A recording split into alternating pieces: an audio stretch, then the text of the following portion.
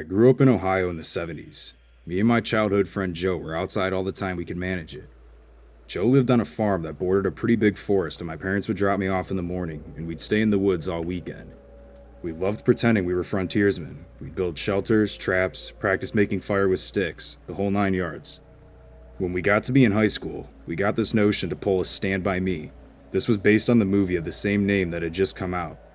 The idea was that we'd walk the railroad tracks out in the country, but instead of looking for a dead body, we'd find cool bridges to fish from and camp a little ways off the tracks. Of course, we knew this was dangerous and we'd likely be trespassing, but we were just kids. We had a lot of fun. We found beautiful rivers, we discovered bridges no one went to, fished, and hid from trains.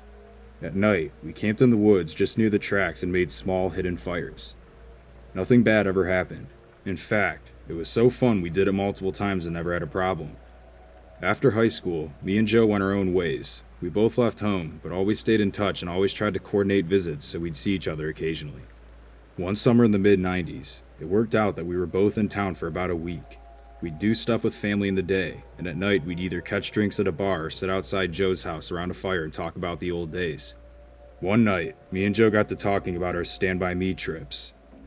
Well, nostalgia and beer are a heck of a mix. Soon we decided to take a day, walk the rails, camp one night, and walk home. The day came. We started out early morning. We had my wife drop us off in our old spot where we used to start, right outside our hometown. She thought this was absolutely crazy and made sure to mention it. When she pulled away, Joe suggested that instead of walking the usual route, we'd take the opposite direction, just to be adventurous. We knew the land well and we had a map, so we set off. The day went fine. It was fun and a little sad, but in a good way. We found a bridge and sat on the edge for a bit, then moved on. We had no fishing gear, but we brought some canned food and other stuff. Before night started to set in, we picked a spot to camp. It was a thick forested area, trees on every side of the train tracks so you felt like you were in a tunnel. We had brought small hammocks to sleep on, but before we set them up we decided to do a little scouting of the perimeter. Now, this is what we used to do in the old days too. We'd walk around the area a little bit to make sure some dude's house wasn't just over a hill and we weren't actually camping in their yard. We walked maybe 100 feet or so into the woods up a small incline. We figured if we didn't see anything from on top of this short hill, we'd be fine.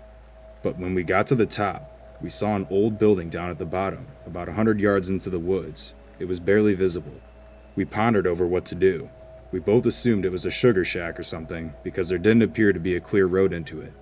From where we were, there didn't look to be anyone in it either. All was quiet, no movement could be seen, no lights. We decided to walk a little closer just to make sure. We came down the hill very slowly, and as we neared the building, we saw it wasn't a sugar shack at all. It was an old church. It looked like it had been abandoned for years. It was a squat, sagging building whose wooden planks were almost black from years of moss and rot. A cross still stood on top of the place, also weathered black. None of the windows had glass and there were no doors, just open doorways. We got close enough to see inside. There were rows of pews and a built-up section in front for a preacher to stand. We didn't go all the way in, we didn't want to. Beyond all that, there was no sign of anyone else. No footprints, no paths, no roads. It was just an old abandoned church. We left immediately and went back up to the hill to our spot where we picked camp. Having a hill between us and the church made us feel better, but we were still a little uneasy. We chalked it up to the natural creepiness that seeing a church in the middle of the woods would elicit. Besides, at this point it was dusk and we just decided to rig up our hammocks and go to sleep and move on at early morning. Night set in, and as we laid in our hammocks and talked, we began to hear something in the direction of the church. Our conversation about it went a little like this. Do you hear that? Yeah, what the heck is that? It sounds like people singing. We both slid right out of our hammocks and hunkered down, straining to hear more. We listened for a minute or two, and the singing continued, but it wasn't getting louder. We finally decided to creep back up the hill and see if we could spy where the sound was coming from. We could still move very quietly in the woods from the old days. It was second nature to us. The moon was barely out, but it provided enough light so you wouldn't walk right into a tree, but it was near pitch black. We didn't use our flashlights as we crept slowly up the hill and we didn't talk. When we got to the top, we saw a light in the distance. It was coming from the church, and the singing was coming from inside. Joe and I put our heads close together and had a hushed conversation that boiled down to, "Can you believe this?" The light looked to be candlelit from the way it flickered, and though we tried, we couldn't make out what was being sung. It sounded like church music, but in another language. We sat and watched for a while, trying to see who was in there, but we only saw occasional shadows. We had no intention of getting closer either. We had about a football field length between us, and we aimed to keep it that way. The singing continued for a bit, and then it stopped. After that, a booming male voice began to chant. I was already freaked out, but this voice thoroughly scared the crap out of me. It sounded like some Old Testament preacher you see in the movies, but again, it was like he was speaking in a different language because we couldn't understand a single word. Eventually, it got to where the single male voice would say something, and then a bunch of voices would answer in song. This lasted for a while, and they all broke into this long, sustained wait that just kept getting louder. It got so loud and so disturbing that I covered my ears. Then it stopped. At this point, I was just getting ready to say, "Let's get the heck out of here," when Joe put a hand on my shoulder and hissed, "They're coming out."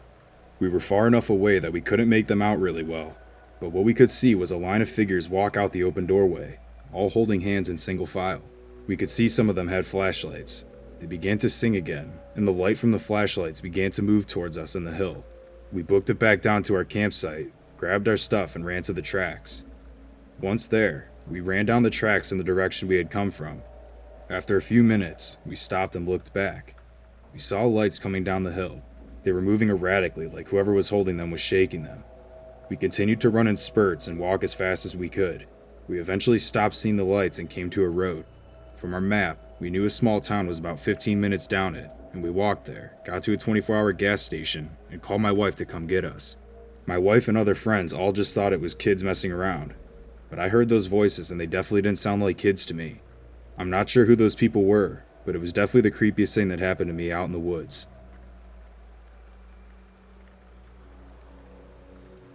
I have been camping, solo backpacking, and hunting my whole life in Oregon, and felt comfortable in the woods and have a deep respect for nature. A few years ago, I took my wife, daughter, and 2 German Shepherds camping just north of Mount Jefferson, Oregon. I found a campsite which seemed to be the perfect setup for us and our 2 dogs who need the privacy since they are intimidating to other dog owners and can be loud when spooked. It was not an established campsite, just a nice horseshoe off of USFS Road that had flat ground, full trees, and a fire pit. The first night, my daughter wanted to sleep by herself in a 2-man tent right next to ours. It was maybe 2 feet away from me and my wife's tent. We made our 2 German Shepherds, Guts and Lee, sleep with her in the tent. That whole first night, my wife and I both heard footsteps and they sounded heavy, not like typical forest critters scampering around at night. I was well armed because I was paranoid from reading recently before departing about a dad in California who was shot and killed in a tent next to his 2 daughters. Needless to say, both my wife and I had 2 pistols and my rifle with me. The dogs are great at detection, and that is why I felt my daughter could sleep alone because Guts is completely fearless, and nothing would lay a hand on her without a battle to the death. All in all, nothing but bad vibes and loud footsteps occurred that night. The next morning, we went for a walk down the road. About 300 feet away, I saw an abandoned road where a rusted gate post was covered in vegetation. Something of blue color caught my eye and Guts immediately took off running down this abandoned road. My heart began to race because I assumed it was another family camping like us, and he was going to get himself shot or scare some innocent people to death, so I chased after him as fast as I could. He finally stopped on the road maybe 20 feet away, but I covered just enough distance to see that nobody was there. Something felt off about the sight. I yelled, "Hello, is anyone there? Sorry about the dog." I got no response. My curiosity often gets the best of me, so I had to see what the sight conditions were. As I got closer, I knew something was wrong. It had all the necessities for a campsite, including a cooler, propane burner, tent, blankets, and folding table, but every single item had been completely destroyed, smashed, and torn. We all walked around in circles, puzzled why anyone would leave all their camping gear behind, including an expensive REI tent. I figured that someone left in a hurry and the animals got the rest. It was the only logical explanation. Still, a propane tank and cooler were flattened by something, and it certainly wasn't a snowpack with tree coverage in that spot. As the afternoon rolled in, my daughter and I were playing bocce ball at the campsite when my wife yelled that Guts was running away. Normally, he would always be with me unless he is called over and she didn't call for him. His speed and focus caught my attention, and I knew something weird was happening, so I ran over there and my wife started jogging at me, and I immediately drew my pistol. Guts continued running into the forest another 100 feet before I called him and he stopped. My other dog Lee, who never misses the opportunity to be the pack leader, was not taking point. I have had her for 7 years now, and this was the first time in her life she refused to leave my daughter's side. Her hair was completely raised. I asked my wife what happened, and she said, I was trying to pee, and all of a sudden I got this feeling that someone was watching me. And then I saw Guts running towards me, so I got up to move towards you. We spent 10 minutes looking for signs of anything and saw no trails or broken branches, nothing to point to where it went. We decided to spend one more night since it was too late to pack up and drive back. We all stayed in the same tent. Before we went to bed, I put a rope with a makeshift coin alarm around the perimeter of our campsite.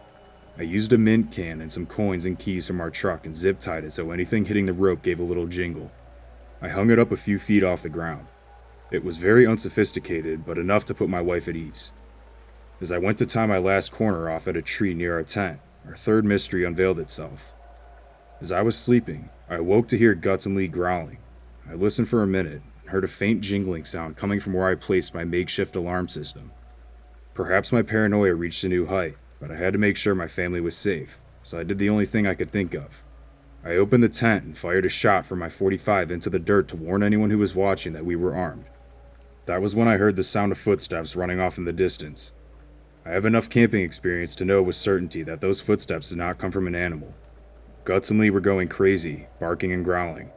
I reassured my wife and daughter that whoever it was now knows we are armed and have 2 wolves, so we are too risky of a target and that they can sleep safely. For the rest of the night, we didn't hear any more footsteps and the dogs never perked up and barked. We left early in the morning. Fast forward to today, I watched the Amazon Missing 411 Hunted documentary, and I noticed that it was in the same area we camped that weekend. A flood of dread rushed over me as I thought about that mysterious abandoned campsite. Someone was kidnapped 300 feet away from where we camped. We're all thankful that we made it out safe that weekend.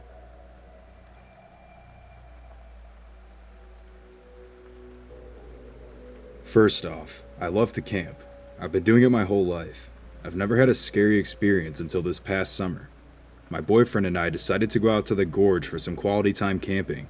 We had always gone with several other people, but this was the first time it was just us 2. When we got out of the car to prep our gear for the mile hike back to the camping spot, 2 sketchy-looking dudes came out of their trailhead, eyed us, and went onto their old-school VW camper van. I had a weird feeling, but shrugged it off and proceeded back to our camping spot. I had previously camped in the same area a handful of times and know it pretty well. Once we got back there, I knew a handful of different camping spots and proceeded to check them all out for the one that would be ideal for us. I noticed what looked like someone camping further up the hill, so I picked a spot a little further down where we'd be mostly out of sight. It was starting to get dark by the time we got everything set up, so I figured I'd start looking for firewood. Suddenly, this guy appeared out of nowhere and asked us if we'd like any help and offered to sell us a bundle of firewood for $10. I laughed because we were in the woods, thus surrounded by wood, which I could pick up off the ground, for free.